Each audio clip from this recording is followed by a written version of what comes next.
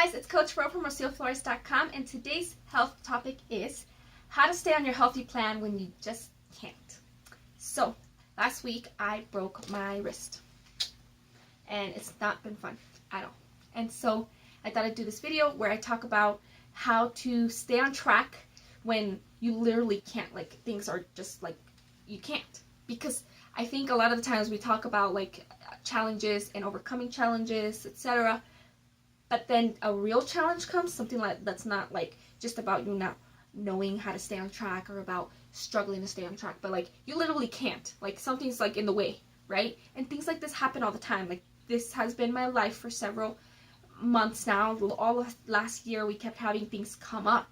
And so when those things happen, what do? You know, how do you overcome it? So before I get started, I want to make sure I ask you guys to subscribe to my monthly newsletter. On there I share the posts that I've done throughout the month, a little bit about what's going on in my life and how you can use that information to help you in your life. Plus you get a bunch of freebies, so make sure that you subscribe. So I'm just going to give you 5 things to think about. First and foremost, I think what you this is a big one that's both a physical and a mental issue. Keep your habits. And so obviously you're like, I'm struggling, I broke my leg, or I'm going to a funeral, or I'm living in the hospital, or you know, I just had a baby, or whatever it is that's like literally creating like a barrier, a physical barrier, and you're like, I can't keep my habits. That's why I'm watching this video. Keep the habits that you can keep. And so this can be as small as making sure that you're drinking your water. It can be you know, making sure that you have breakfast every morning. It could be making sure that you're doing your reading every day, or that you're keeping in touch with people in your support system.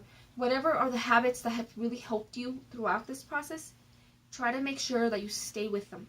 So, for example, it's been about 10 days now since I broke my wrist, and that first night I was like, I was so out of it. I was just like, I just can't even think. I can't, like, it hurts. I can't. So, like, we went out to eat, and I really wanted a burger, right? And so I'm glad I didn't, because it would have been really hard to eat. But I thought, no, I can make a small choice. And I chose to have it wasn't the healthiest food, but it had vegetables in it. And I was just like, just choose the option that has vegetables in it. Now, I could have foregone all of that idea. That I just like, I'm going to have what I want to have, right? And then part of me was like, this is a long marathon issue, not a short sprint issue. And this is a topic that I've talked about in the past where, you know, is this a sprint or is this a marathon? Is this issue that you're going through going to last 3 days, or is it going to last months? Because if it's something that's going to last a little bit longer than a week, you don't want to just forego your whole life, because you still got to live it, and those months will add up, right? If it's something that's going to last 3 days, like something unexpected came up, like you got to go pick someone up from the airport, and some big thing came up, like, and it's going to be over in a day. If you kind of say, screw today, I'm just going to do what I want, and I'm not going to think about my health and whatever, right? Okay, you just get back on track the next day, right? And most people will say get back on track the next meal, and I think that's important. It's really, especially if you really want to make long-term changes. But again, one day's really not going to like affect your whole world. Now, last year when we found out that my mother-in-law was sick, you know, we knew it was going to be a marathon issue, right? We were like, okay, so at first, the first week was kind of like, okay, get to the hospital, get back home. It was a lot of like that. But then it was like, we're going to be doing this for a while. We can't just eat at the hospital every day. We can't just eat out every night. We can't just go to sleep late every day. We can't just, like, not clean every day. Like, we're gonna have to start getting used to these things, because this is the only way we're gonna get through it and still like take care of what needs to get taken care of. And so we had to do that. You know, we had to get used to some of the things, and obviously some days were harder than others, but you just have to try to stick to as many habits as you can. So, for example, for a big one for me is making sure that I drink enough water, even though going to the bathroom sucks. I'm making sure that I have breakfast, and I'm just cooking what's easiest for me, but I'm having breakfast. I'm having my little delights in the day, like my coffee. I want to make sure I have my 1 coffee a day, but I'm also making sure that I take my meds at the right time, right? Little things like that, that'll just keep you on track. And just remember, it might be hard. For example, I have no idea how to cook dinner because it's actual cooking is really hard, and so I'm asking for help. And so the little things will sort themselves out. You will get a new normal, you will get a new habit, a new routine, but try to keep as much as your normalcy as you can. And if that means just hooking up with your support group and asking for help, that's a big one. That's another one, okay? Ask for help, because oh my god, you can't do it alone. I'm sorry. If you just had a baby, like, you need help. If a huge person in your life just passed away, you need help. You can't do everything alone. You might want to do everything alone. It might be emotionally easier to do things alone. But sometimes physically things can get hard in your life, okay? If everything's going wrong, you need to eat, right? You need to pay your bills. You need to go to work. You need to clean. There are, like, if you have a cat, it needs to get fed. Your kid needs to get fed. There are things that need to get done. And if you are dropping the ball, you need to ask for help. You need to seek some support, either emotionally, mentally, or just straight up physically. Like, hey, can you help me throw out the trash today? I can't do it. Like, I can't carry it. You know, there's a lot of little things that you find out you can't do when you don't have a freaking hand. And so you just got to do it. You got to ask for help when you just can't. You also got to let go of what you can't go. So that's my third point. Allow for mistakes and allow for adjustments. Not everything needs to get done. I have boxes in my office right now that are from probably 6 months ago. There was a lot of cleaning we had to do. There was a lot of, like, I had a box of paperwork I gotta put away. So I've just been putting all my paperwork that needs to be put away in one box. Anything that doesn't seem to matter in another one. I will get to it eventually. Like, some things just don't matter as much as the things that matter. And so it's okay.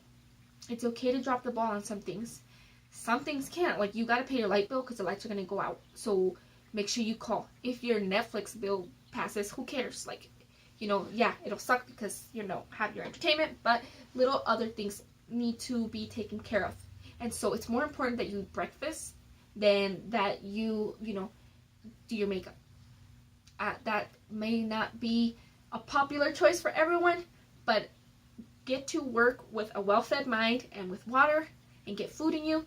I think it matters so much more than trying to look beautiful, especially if life is just like getting you, right? I think making sure that you are eating protein versus eating, you know, junk food is more important than trying to please people around you.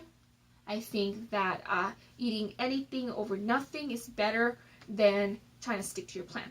And so I think there's levels to how you choose things. Some things are just going to be hard to do, and some days you're going to have to make decisions that aren't on 100% track with what you believe you need to do, but you just got to get through each day, and that's okay. Like, a huge part of my Know It All Nutrition program, I focus on getting over these challenges, and a big part is recognizing what the challenges are and how they're affecting you. Look, sometimes it seems like all the challenges you'll have are physical, but they're not. And so what that means is that you're so focused on trying to, like, stay on track that you might not realize that what you need right now in order to stay on track is to focus on the mental health part of it, to focus on the emotional support part of it. And sometimes getting that emotional support might mean going off track on the physical part of it. And that's really hard to do because you're like, no, I gotta eat my salad. But if you need to talk to a friend and that friend's gonna, you know, let's say you're struggling with bills or you're struggling with, like, all these other things, and a friend's willing to take you out to dinner, or they bring pizza over and they want to eat with you, it might be okay to just do that, because you might just need to drop that belief that you have to do all these other things and just get fed in an emotionally and healthy way first, and then you may be able to then tackle on whatever issues the next day brings. And so don't be so hard on yourself that you can't adjust for difficulties. And then the next issue that I think is super important is to take breaks. Take breaks, take recovery days, take time to reset. So you want to have, ideally, have a daily kind of routine in general in your life where you either start the day or end the day, or sometime during the day you're giving yourself minimal, like, mini breaks, where, like, you know, obviously we all want to be Yoda or or what, not Yoda, is it Yoda? I don't know. Where like you do like, an hour meditation every day, and you're perfect, and you do everything perfect, and yoga and reading and all of these spiritually awesome things, right? But you may not be able to do that. And so if it means drinking your coffee for 5 minutes and just, if you just need to breathe, that's okay. Take a mini day, it has to be mini breaks throughout the day to just, that's okay. Take that for yourself. Prioritize it. And if you're just freaking out, if you can leave work early, just think of it as paying for time off. Yeah, you're losing out on some profit, but it might just give you a little bit of a break and a little bit of restoration.